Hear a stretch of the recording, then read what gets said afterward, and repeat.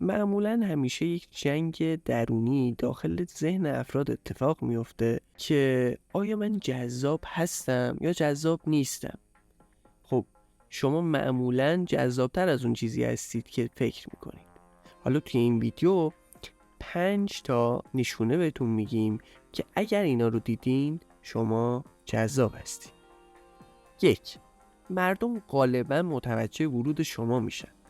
اگر به یک مهمونی رفتید و دیدید که دیگران به شما نگاه میکنن، به این معنیه که مردم دست کم متوجه حضور شما میشن و مهم نیست که کسی برای شروع یک گفتگو به سراغ شما بیاد یا نه. 2.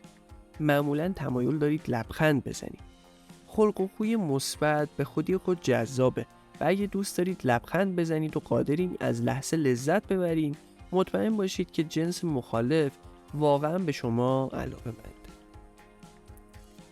3. خودتونید.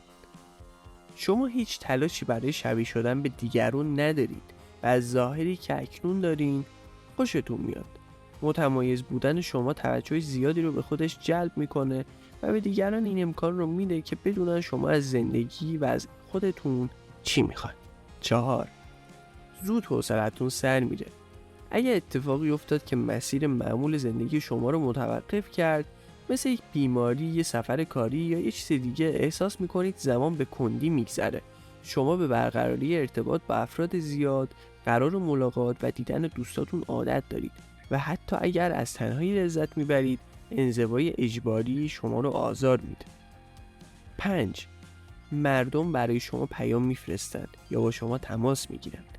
حتی اگر در یک رابطه هستید یا همسر دارید، ممکنه علیرغم موقعیت خود از افراد توی شبکه‌های اجتماعی پیام دریافت کنید.